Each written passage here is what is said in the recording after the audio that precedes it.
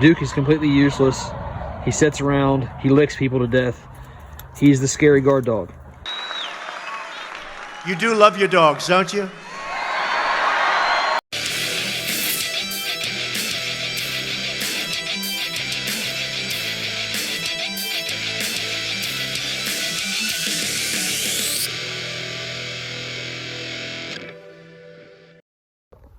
All right, guys, just wanted to update you on what we have going on in any sort of given 24-hour period. So this is a current update.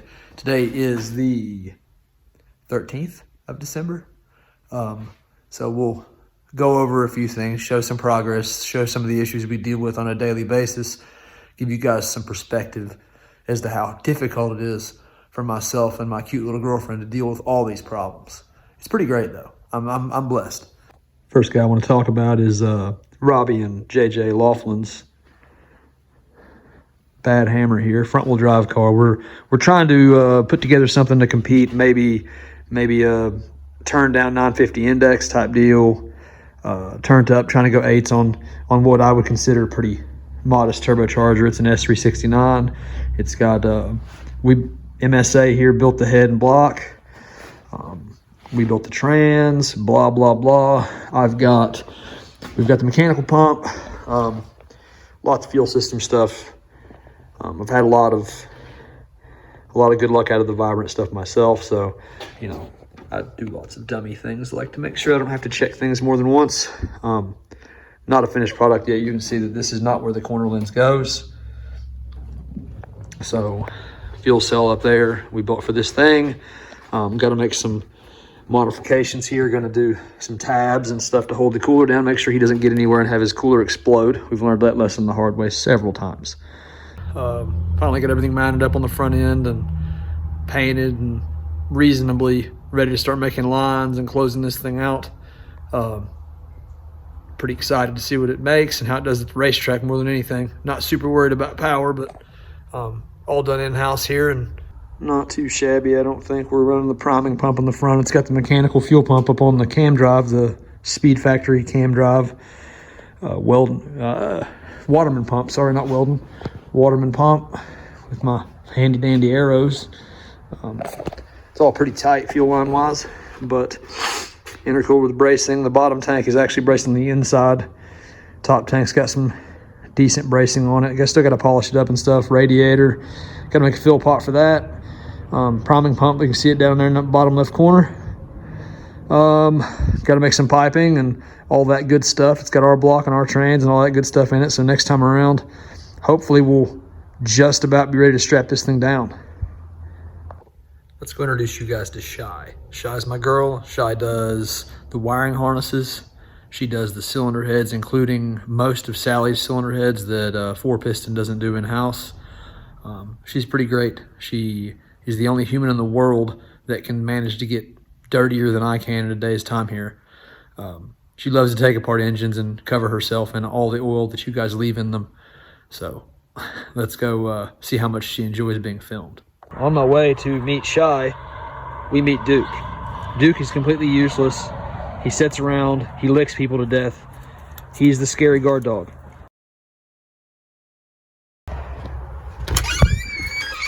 Oh, there she is. What's she doing?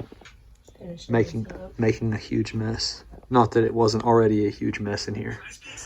This is our office, kind of. There's a walkway, kind of. Some merchandise. This is Josh Moore's rear-wheel drive K-Series harness that she's working on here. Are you enjoying yourself, baby? Yeah. All right, I got to add something. You see how clean she is? This is not normal.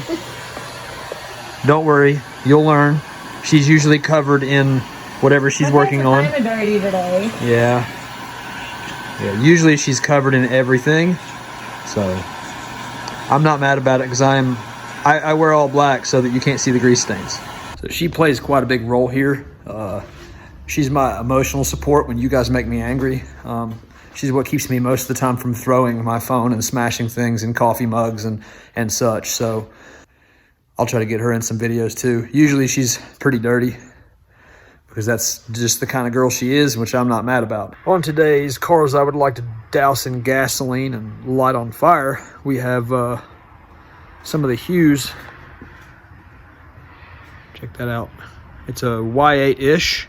Not really sure yet what exactly is going on with it. It's down on power. Making probably 70 horsepower less than it should.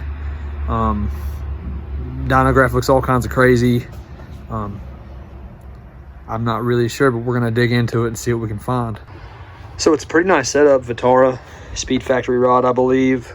Just your normal Sheng Shang 57. We have a lot of luck out of those. Fuel injector development injectors, they're plugged in correctly, etc., etc. I don't see anything horrible besides the normal stuff like the dump tube just touches the oil return line. That's not that big a deal, right? Otherwise, I mean, honestly, it acts right. Idling, it starts well. No odd problems driving. So my first go-to here, since this was in another guy's car locally, he pulled it out, sold it to these guys, said the intercooler was the problem. Turns out they replaced the intercooler and it was not the problem. Different turbocharger and such. So the engine's healthy, but I'm delving into the fact that it might have a Z6 cam in it with a Y8 gear. So that is where I'm going to dig first and see what I can find. So for reference, here's our dynographs. I only made two partial pulls here. You can see that one of them made 155 basically, and one made 153. But see, that is not normal. That boost did not fall there. If anything, I tried to turn up the boost some on the blue line. Red line is 7 pounds, which that should have made, in my opinion, 200 plus easily.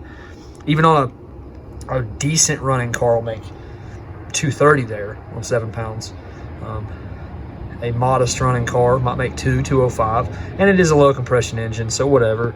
But that is, I turned it up to about 10, and that's what I got. So the problem seems to get worse with more boost pressure. So I got to tear into that thing today, figure out what's going on.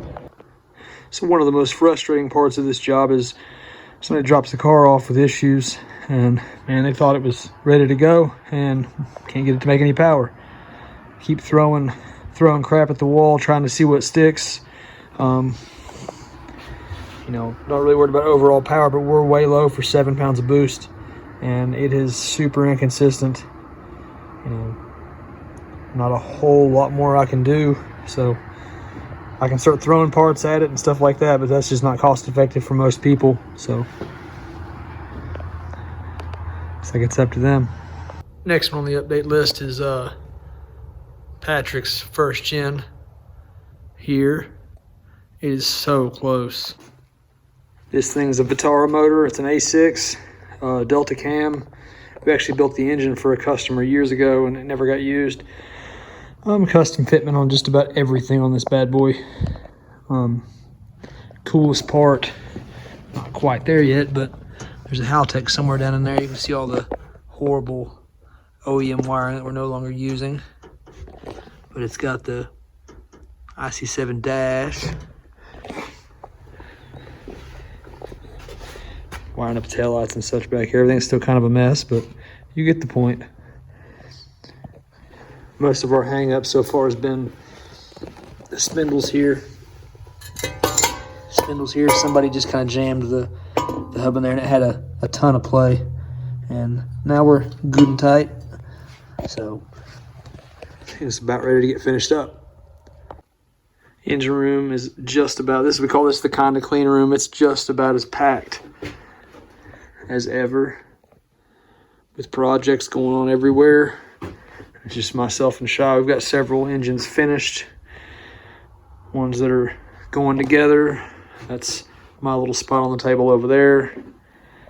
Nathan Hall's long block, PTIR, it's a 2J over there, K-Series, basically a little bit of everything laying around through here. A crankshaft stockpile down there.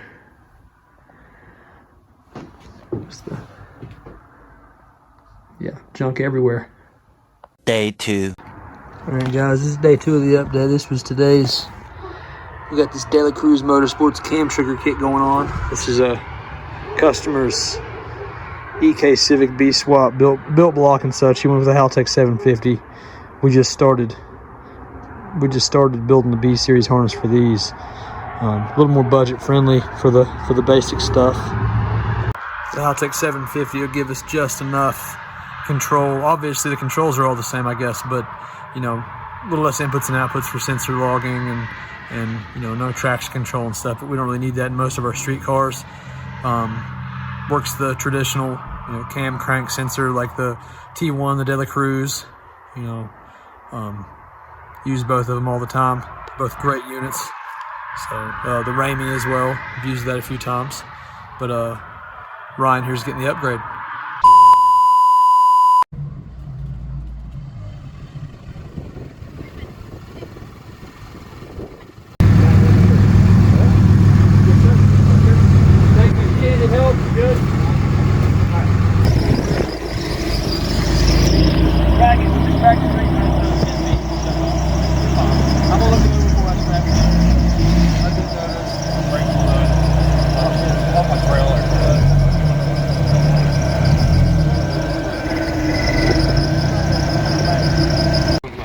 I gotta get something else.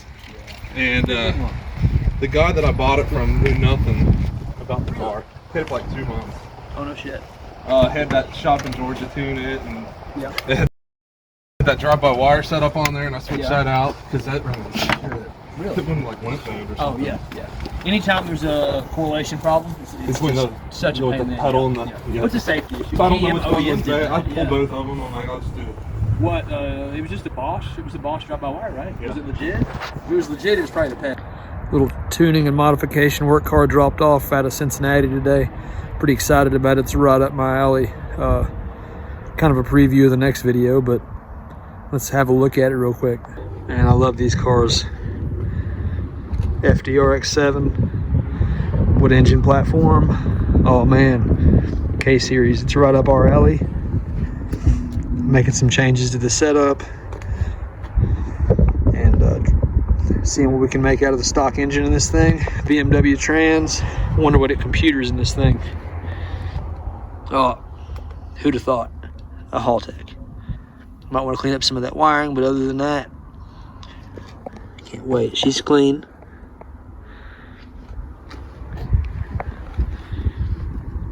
We'll update you guys on this one in the next video. All right, guys, a lot of these videos are rough around the edges for now. I'm learning as we go here. I know Carl is too. He's doing the editing. I'm going to try to do better every time, so like and share, subscribe to our page. Let me know the things you want to see. When race season starts back, we're going to jump head first into video and that stuff for you. Some GoPro shots inside the car, outside the car, working on the car, shenanigans between races.